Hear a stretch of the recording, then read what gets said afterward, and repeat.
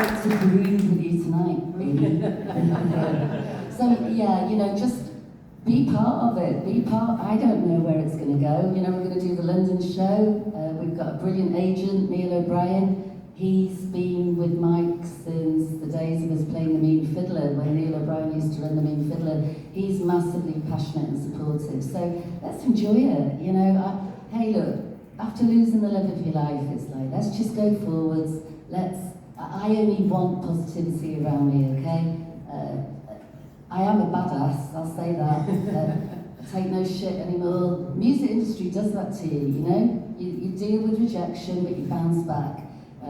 You deal with some difficult characters, you bounce back. You deal with amazing characters, mostly it's amazing, but I'm 58, soon to be 59. I'm all about the love, the hope and the strength, and that's where we're all going, so thanks for being part of it. Excellent.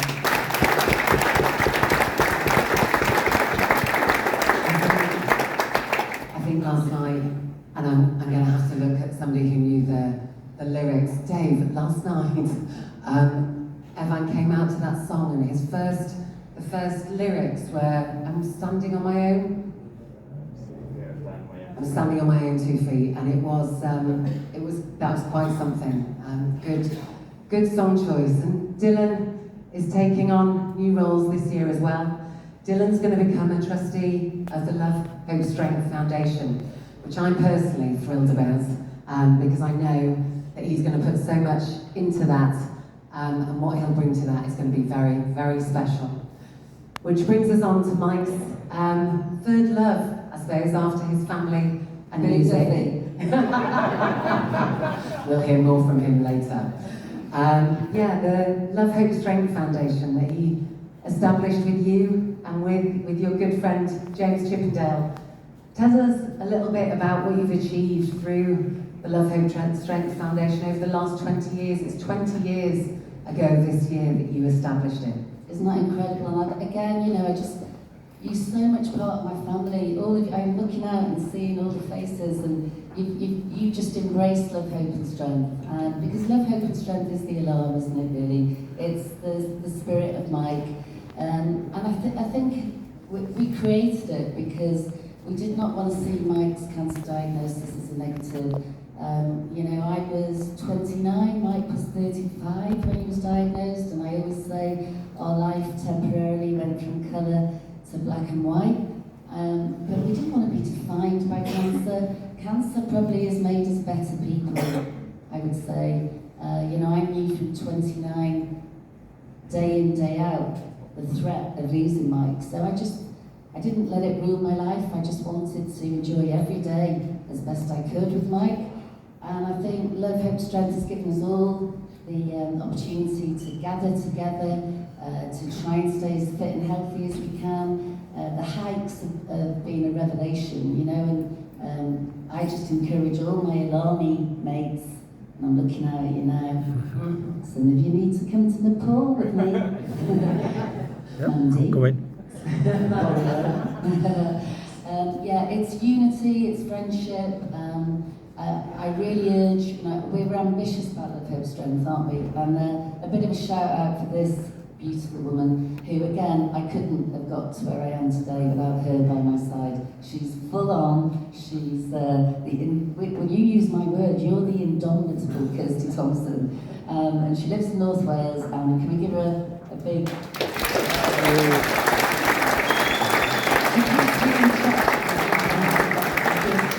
George mentioned Nepal, so Nepal rocks it is in 2027. So not this December, but next. We will be trekking in Nepal. Tell us a little bit about when Mike went to Everest. Yeah, well, tying in with how I know I probably don't look that grief-stricken, but trust me, the last 2 weeks rehearsing, the band have been having a fucking great time in the bed. Having a beer, having a coffee, cheese toasty, back up the stairs into the studio where Mike wrote so many of his songs over the last 20 years, and me stood there thinking, this is getting worse. The grief, like I say, it's like seasickness. I know some of you will have experienced it. I can't take a couple of paracetamol. I went to salsa the night before I came here, just in hope that Martin from Peru could give me a bit of a boost. And did he? A little bit, yeah. You know what? It's gone. The fucking sickness is gone. I think the gathering and all of you lot looking out, I didn't even know whether you'd turn up. You know, the stress and the responsibility is unbelievable. But I feel like something has unlocked this weekend. So Everest, yes. So in my grief, I do go off piste, apologies. But in my grief, I thought it'd actually be quite nice to find something that I didn't like about Mike. Something, this sounds crazy, but this is what you do when you're grief-stricken. If I could maybe find something that made me dislike him a bit, maybe it would make the grief. You know, they say when you love as hard as I love Mike, then grief is a heavy coat to wear. So I wanted to maybe get rid of this heavy coat. So we're getting the book all ready, where are we now, Strength, and we're just looking through some of the photographs. And so I started reading 2007, which was the year Mike was born. And that Evan was born. Sorry, the year that Evan was born, almost 20 years ago. And that actually did me a bit of good, because I started reading it through and I'm like, well, 3 months, when Evan was 3 months, this is why he's got it in his DNA, is Mike was like, we're off to the Empire State Building to, I'm like, but Mike, Evan's only 3 months. Oh, you'll be fine with Evan. What Mike meant was, I'd be at the bottom of Empire State Building with Evan pooping and no nappies or diapers around in a city that never sleeps, while Mike was trotting up the Empire State Building with all his rock and roll mates. And then I thought, God, he went to Everest in 2007. So in October, November, he left me at home all alone with Dylan and Evan, 2 kids under the age of 2.5. This is when the resentment starts to creep in.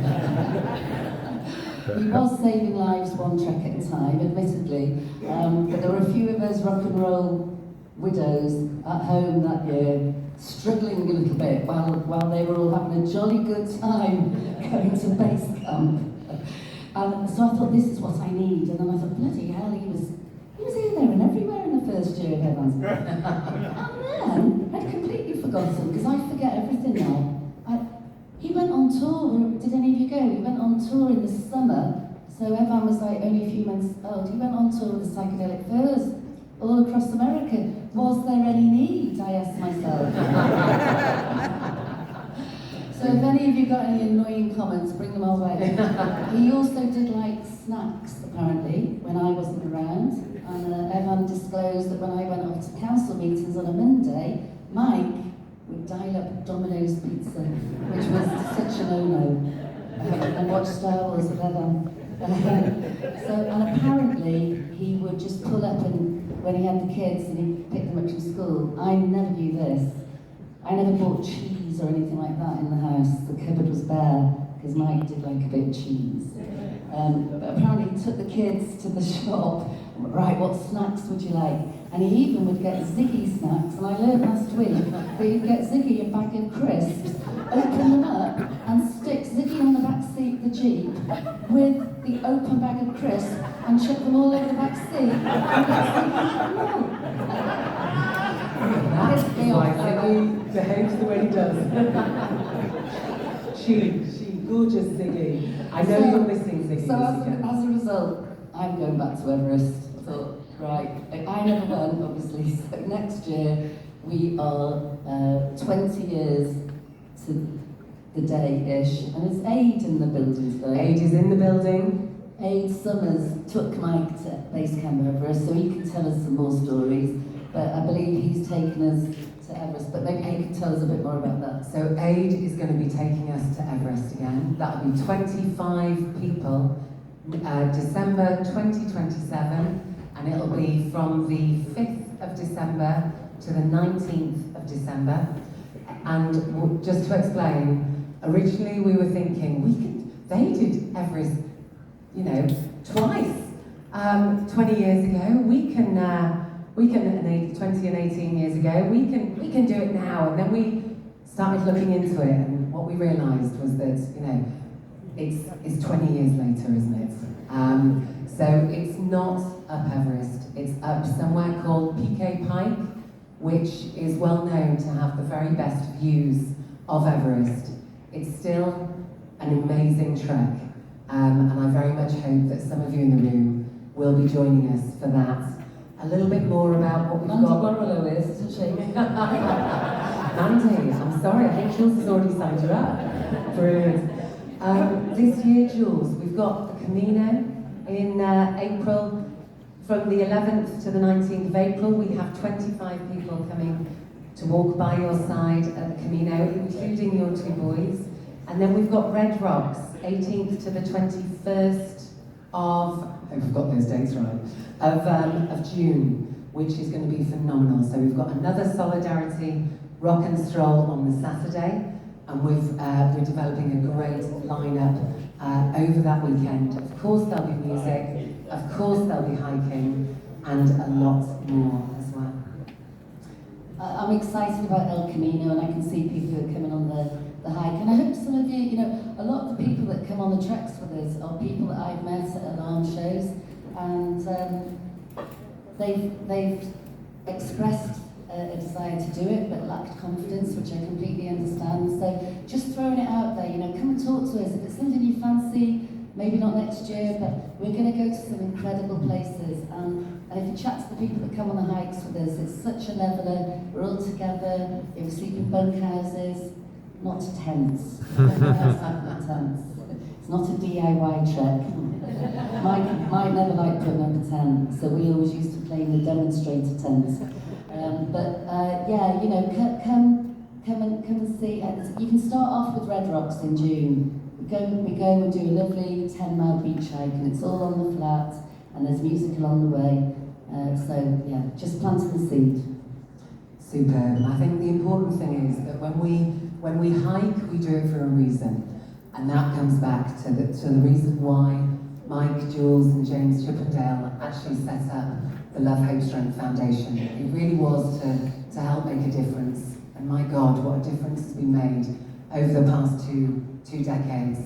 So not just you in the room, but many of you in the room have helped to raise over £1 million through the Love, Hope, Strength Foundations across the globe. In addition to that, the lovely, the incredible Beecham Foundation has come on board to match funds raised through some of our different events, which has helped make a significant difference as well. On top of that, through the years, thanks to the incredible volunteers, and thanks very much to the wonderful Rob Rushing, who many of you will have spoken to, not just today, because he's come all the way from Denver, Colorado. Well, I say Denver, Colorado. He's all over the States, still doing what he does. But Rob Rushing, for many years, headed up the Get on the List program in the States, as did Lydia here in the UK. And thanks to so many different volunteers' efforts, and thanks to the partnership with DKMS, over 250,000 people over the past 2 decades have been able to register as potential stem cell donors. And through that, more than 4,500 people have received a potentially life-saving match. That is incredible for people who, like Mike, have lived with blood cancer. That is really saving lives, not just one concert at a time, one step at a time, and one helping hand at a time. Moving forward, there are some incredible partnerships that Mike established and nourished through the years, and that we're continuing to take forward now. One of those is with Rob, his incredible wife, Tina, who set up Punk Rock Saves Lives back in 2019 to continue the mission that he was very much part of at Love, Hope, Strength, to continue swabbing, to continue to get people on the list as stem cell, potential stem cell donors. Rob has expanded, Rob and Tina, and their fantastic volunteers have expanded the work that they do at different gigs and festivals across the USA, and are touching lives through supporting with mental health programs as well. So the Love, Hope, Strength Foundation is incredibly proud to continue to support Rob, Tina, and all involved in Punk Rock Saves Lives.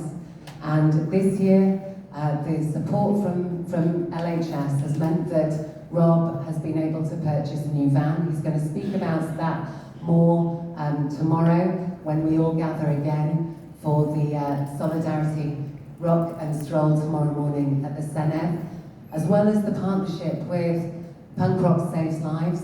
We've got the amazing news today that we want to share, which is a really significant programme that's going to be launched from this weekend in partnership with HAM, the Health Alliance for Musicians in Austin, in Texas, that we've worked with before. We went out to Austin to sing with HAM a few years ago and to raise an incredible amount of money there.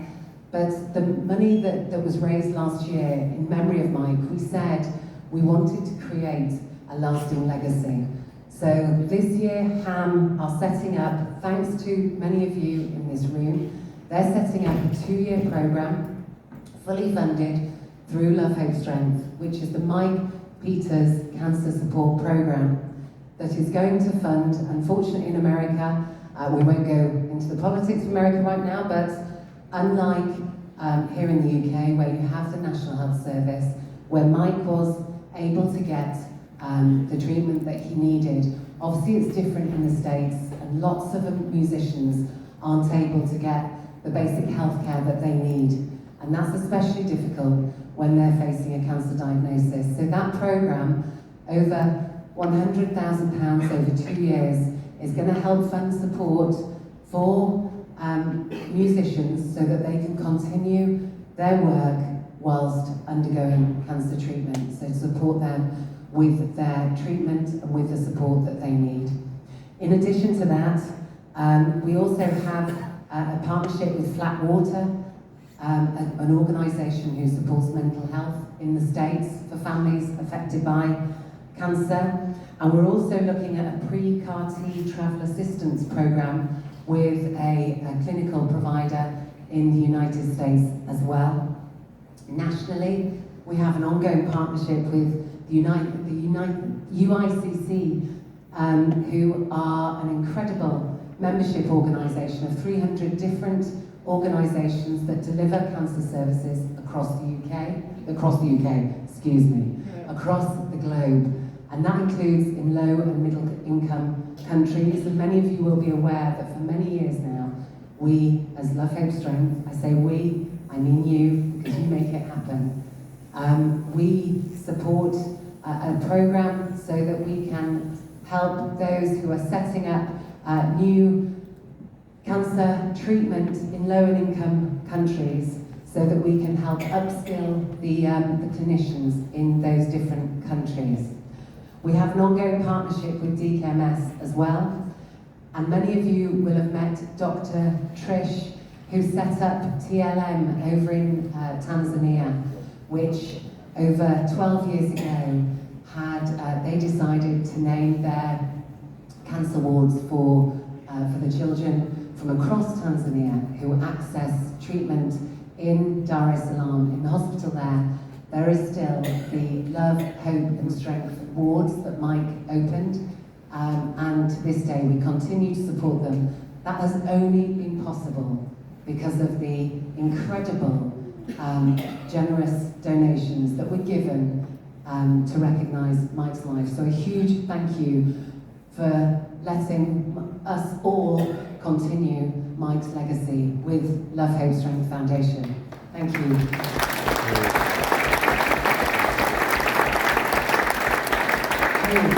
Back to you.